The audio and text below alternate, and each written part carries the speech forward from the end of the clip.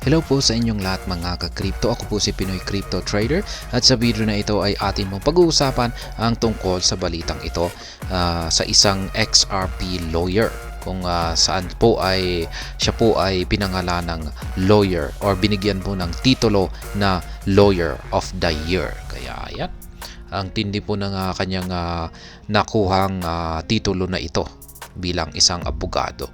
At ayan, bago po tayo magpatuloy ay nais ko lamang po munang bigyang linaw ang aking disclaimer kung saan ang nilalaman po ng video na ito ay hindi po ito isang financial advice. For education and information purposes lamang po ang layunin nito.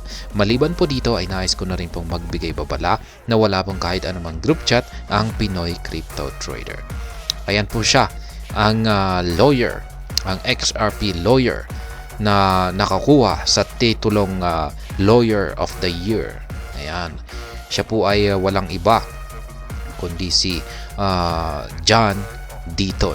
Ayan. Nung unang nakita ko po siya ay parang meron siyang kamukha na isang sikat na WWE. Ayan. Na pro wrestler. Ayan. At mukhang yan, kung hindi ka rin po nagkakamali kung ang iniisip mo ay si Dwayne Johnson. Yan, siya po si The Rock. Yan, kawig po niya. Magkamukha po sila. Siguro ay yan, baka magka relative po sila. Yan. At yan, sabi po rito ay in legal David and Goliath tale, John Deaton personal injury attorney turned cryptocurrency advocate secures spotlight as he is named Lawyer of the Year for his pivotal role in SEC versus Ripple lawsuit. Kasi yan, dito po sumikat itong si John Deaton. Yan, kung saan ay pumanig po siya dito kay Ripple or XRP. Dito po sa nagaganap na kaso nila, ayan, kay SEC. Ayan, ang SEC versus Ripple. Kaya ayan, isa raw po itong legal battle na parang maihahambing raw po natin kay David at saka si Goliath. Kaya ayan, si David ay syempre yung maliit at si Goliath ay yung malaki. Kaya ayan, si Ripple, siya po yung si David kasi maliit lamang po siya at ang SEC ay siya po si Goliath. Kaya ayan, malakas po talaga ang SEC kasi syempre sila po yung financial regulator. Kaya sila po talaga yung nag-i-implement sa batas pagdating sa mga financial na mga bagay. Kaya ayan, hinahabol po nila si Ripple dahil sa ayan, mga legal na dahilan, mga financial na linabag si Ripple. Kaya ayan, hinabol ng SEC. At ayan, pero ang nangyari po rito ay pumanig po si John Deaton dito kay Ripple. At ayan, pinaglaban niya ang Ripple. Ayan, at yan ngayong nangyari at dito po sumikat itong si John Deaton. At dahil sa kanyang kasikatan na ito, ayan, ay nakuha po niya ang titulo bilang Lawyer of the Year. Kaya ayan, saya po niya siguro. At pwede na po siguro siyang tumakbo ng politiko nito, ay baka mananalo siya. John Deaton, the lawyer who took on the SEC in defense of XRP holders, has been named Lawyer of the Year by Rhode Island Lawyers Weekly. Kaya ayan, ang nagbigay po sa titulo na ito para kay John Deaton ay ang Rhode Island Lawyers Weekly. Yan, the award recognizes Deaton's role as amicus counsel in the Ripple Labs case where the SEC alleged violations of securities laws. Kaya yan po yung dahilan kung bakit hinabol ng SEC ang Ripple.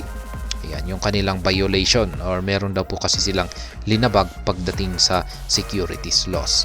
At yan na nga, matagal na po natin kino-content ito kung saan ang SEC ay ang tingin po nila sa XRP ng Ripple ay isa daw po itong security. At kailangan, dahil sa isa po itong security, ay kailangan po nila itong i-regulate. Kaya yan po yung talagang labanan nila. yan, sa kaso. Despite this background as a personal injury attorney, Deaton challenged the SEC's claims and successfully represented over 75,000 XRP holders from 143 countries. Kaya yan po yung si Ginoong John Deaton ay siya po yung nagsilbi na personal injury attorney ng napakaraming mga XRP holders. 75,000 na mga XRP holders mula sa 143 na mga bansa. Kaya yan po yung kanyang ginampanan. Deaton's involvement began when he saw what he considered government overreach in the SEC's lawsuit against Ripple. He filed a writ of mandamus in Rhode Island's U.S. District Court aiming to limit the liability of individuals' XRP holders. Kaya yan po ang kanyang ginawa. Ayan, nag-file po siya ng writ of mandamus. Ayan, dito sa Rhode Island U.S. District Court. Though the court did not accept his initial suggestion, Deaton was appointed as amicus counsel, allowing him to represent the interests of XRP holders. Yun nga lang at hindi po talaga tinanggap ng korte yung kanyang naunang suggestion. Pero ang ginawa po nila ay inappoint po si John Deaton na maging amicus counsel para po sa lahat ng mga XRP holders. Kaya ayan. Mula po sa CryptoLaw, ayan, congratulations to CryptoLaw founder John Deaton on being named of Rye Lawyers Weekly Lawyers of the Year. Kaya ayan po siya. Ang saya-saya po niya. Ayan, biruin mo naman, nakuha niya ang titulo na Lawyer of the Year. The case concluded in July when Judge Analisa Torres ruled that XRP itself is not a security, a decision that influenced the relisting of XRP on US exchanges. Deaton, who worked on the case pro bono, expressed satisfaction with the outcome and hinted at the potential future involvement in the cryptocurrency-related cases. Yan, mas lalo pang sumikat dito si Ginoong John Deaton noong inilabas na po yung summary court ruling ng XRP versus SEC na kaso. Yan, inilabas po ito noong July. Yan, itong nakalipas na buwan ng July. At ang judge po rito ay si Analisa Torres. Yan, siya po yung naglabas sa resulta at panig po yung resulta dito kay XRP na hindi po siya isang security. Yan, dahil sa hindi po siya isang security ay wala nang habol po rito ang US SEC. Kaya ayan, dahil dito ay si XRP na po ngayon ang nag-iisang crypto asset or cryptocurrency na may malinaw na clarity, yan, regulatory clarity. Kaya ayan, dyan po talaga sumikat si John Deaton. Ayan. Kaya sa tingin ko ay karapat dapat lamang naman po na makuha niya ang titulo na Lawyer of the Year. Ayan. At ayan ang tungkol sa balitang ito. Ayan. Para po ito sa mga holders ng XRP. Ayan po ang ating magaling na abogado na pro XRP na si John E. Deaton. Ayan, batiin po natin siya.